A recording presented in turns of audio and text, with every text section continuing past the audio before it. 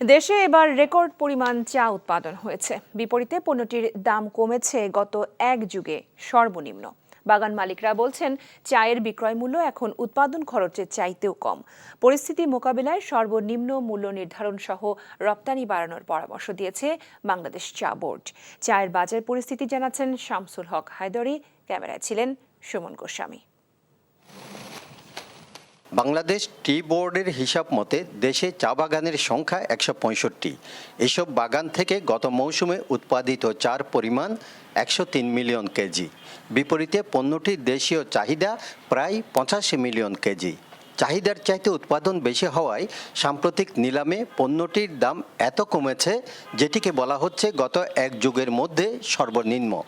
এই অবস্থায় চা রপ্তানি বাড়াতে পরামর্শ দিচ্ছে চা বোর্ড।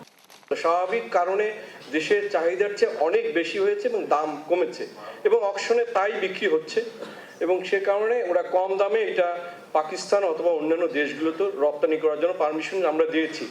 একদিকে চার দাম কমে যাওয়া, অপরদিকে শ্রমিকদের মজুরি বাড়া সহ নানা প্রতিকূল অবস্থার কথা জানান বাগান মালিকরা। সম্প্রতি চা বাগান মালিকরা critical challenges of Bangladesh T industry বিষয়ক একটি স্মারকলিপিও দিয়েছেন মন্ত্রণালয়ে।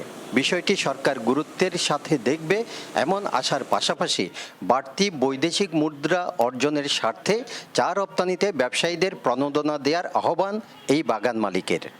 ইন্টারন্যাশনাল প্রাইসের সঙ্গে যদি যারা উদ্যোগ নেবে তাদের যদি এটার সঙ্গে তারা অর্ডার পাবে না, কোন প্রাইসে অর্ডার পাবে ওই প্রাইসটা বেস ধরে তাদেরকে government has to give this subsidy.